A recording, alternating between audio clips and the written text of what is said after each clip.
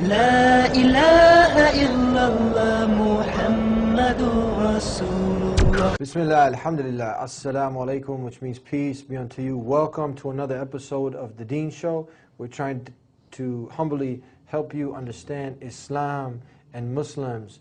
Today, we're going to be talking about a very important topic.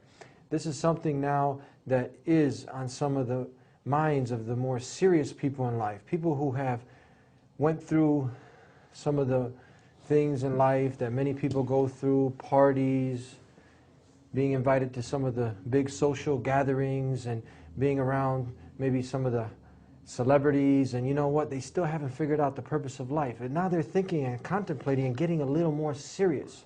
They want to get serious in life, but now there's one hurdle. There's so many different ways out there.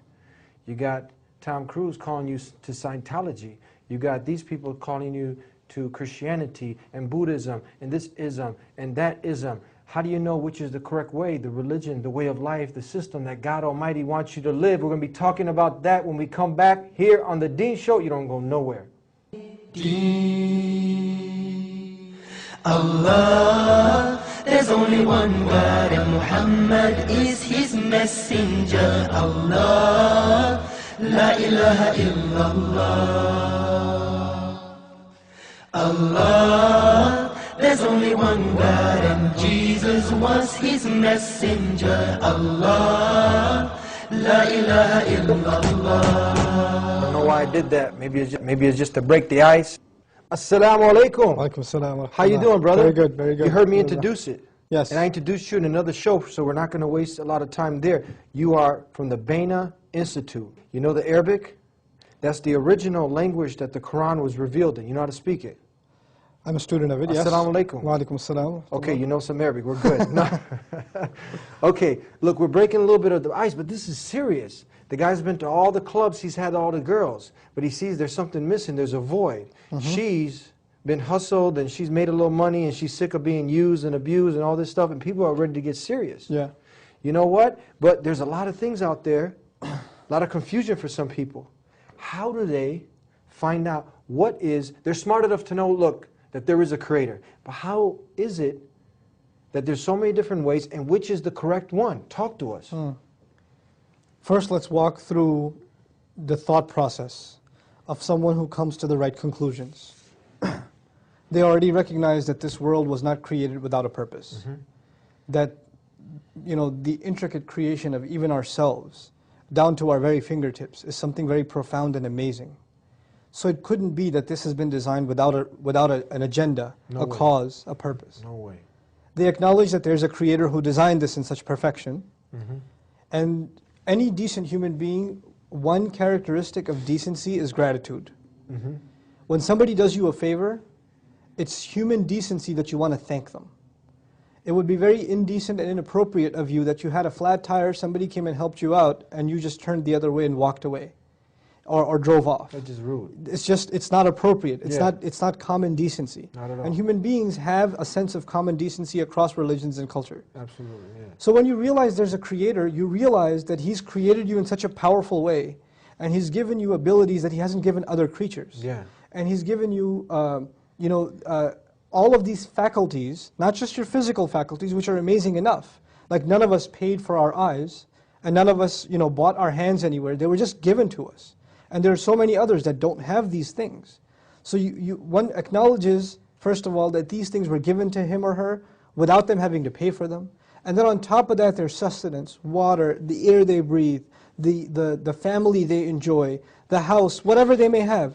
They've been poured upon from every direction with all sorts of favors, none of which they had to pay for. It was just kind of handed down to them. So the very least decent person, well, in some way in their mind, they want to be grateful. So even you'll find the people that aren't very religious, if they win the championship, they'll say, I thank God. Yeah. Right? There's some sense of decency, right? But in addition, there's also a sense of appreciation. In addition to praise, or rather gratitude, there's praise and appreciation. Meaning he didn't just help us, he helped us in such a profound way. And his creation and his creative power is so incredible. Just the vastness of this universe, if you ever ponder over that. Just look at the sky one day and just look at its flawless end to end. that in itself would make you in awe of the creative power of this one creator. We're not even going to name him yet. We acknowledge then that this creator who made me, who has a purpose, well, who is the best person, or the best individual, or entity rather, that can tell me my purpose? Think about this. If I made this cup, well, I made it for a purpose. The manufacturer of something manufactures something for a reason. You make a car so it drives. You build a house to live in, right? So when human beings construct something, design something, then there's a purpose in mind for which they're designed. So when you acknowledge there's a creator, and he created me, and he created me quite well, with this profound intellect that he gave me, and all these faculties and abilities, then what purpose do I have? Where am I going to find my purpose? Well, you go back to the manufacturer. You go back to the creator to find your purpose. You can't figure it out yourself. You have to ask him, because he's the one who designed you. So you acknowledge that you are actually, this Lord that's over you, the one who's been providing for you and sustaining you and taking care of you, just like he's the Lord of everyone else, he's the only one that can dictate your purpose. But you also come to another really powerful conclusion, that up until now in your life, maybe you're 25 years old. For 25 years in your life, you didn't live up to your purpose because you didn't even know what it was, right? So you've been in violation of your purpose. Now let's take a step back. If you have, if I own a computer and it doesn't do what I want it to do, right? It crashes. I can chuck it out. I can throw it away. I own it. I bought it for a purpose. It didn't fit that purpose, so I got rid of it. Back in the old days, some farmer gets a cow, right? A cow stops giving milk. He got it for the purpose of milk. It stops giving milk, what does he do? Slaughters the cow. But you come to the conclusion that you were created for a purpose. There's a Lord over you who expects that you live up to your purpose, but for these 25, 20, 19, 18, whatever years of your life, you've been violating that purpose because you didn't even know there was a purpose. You didn't even acknowledge it. But did he punish you for it? Is it, for example, one of your purposes, one thing under your purpose is not to lie, for example? Every time you lied, was there lightning that struck from the sky and cut your tongue off? Or every time you stole, did your hand just fall off? Or every time you engaged in something evil, something wrong, did you experience the punishment right away? No, he let you go. He let it slide. He keeps letting it slide. And human beings aren't like that. When we expect something from someone, like an employee, right? If I hired you to be my accountant and I expect you to show up at 9 o'clock and you don't show up for 4 weeks, and then you show up at the 5th week it's 3 p.m. and say, where's my paycheck? Then you've already been fired, right? So you acknowledge you've been in violation, and this Lord of yours is far more merciful than anyone else you've ever experienced. His mercy is unimaginable. His mercy is unimaginable. But then you also realize, as unimaginable as his mercy is, if I've come to this conclusion that I don't know my purpose, or I haven't sought out my purpose, and I've been getting away with it all this time, is it okay if I should just forget about this purpose and continue to not think about this anymore and move on? Or if I've come this far in my thought, then I should realize that he knows that I've come to this conclusion. He knows that I realized I should be looking for my purpose. So if I stop my search here and say, I'm thinking too deep, better go back to the life of partying, then there will be consequences. I will have to pay for everything that I did. So once you reach this thought process up to here, now what's the next step? You turn to this creator, this mysterious creator that you don't yet know, and you declare one thing to him. I acknowledge that you're my creator. I acknowledge that I'm supposed to be in service to you. Whatever I do in this life is supposed to live up to your purpose that you set for me, but I cannot fulfill that purpose on my own because I don't know where to start. You need guidance. I don't have anything. So even if I want to serve you, how am I going to do so unless you help me? Unless you help me. So far you're with me in the thought process. Gotcha. First there was appreciation.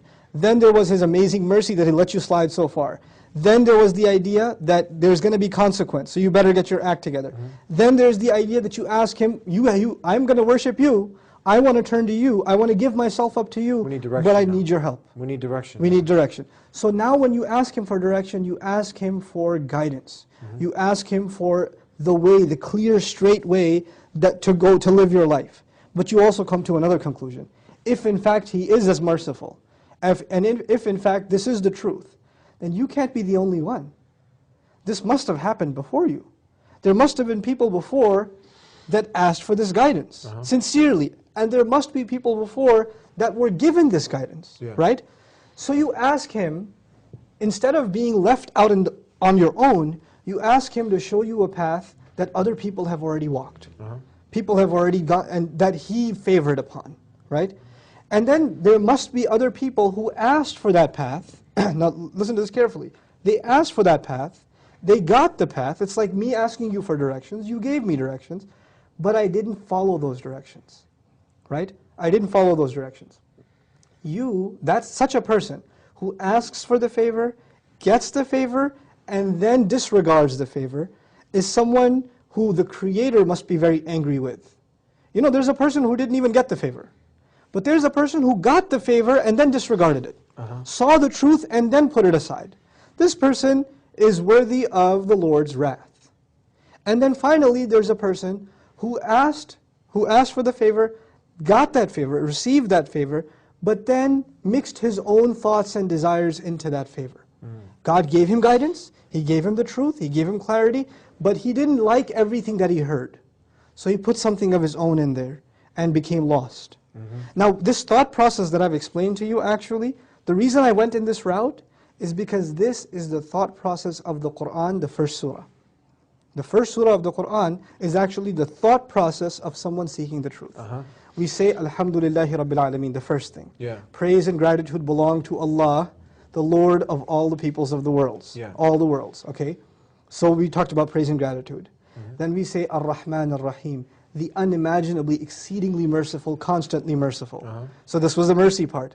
But then we say, Maliki Yawmiddin, the master of the day of judgment. There's going to be consequence if I try to take advantage of His mercy.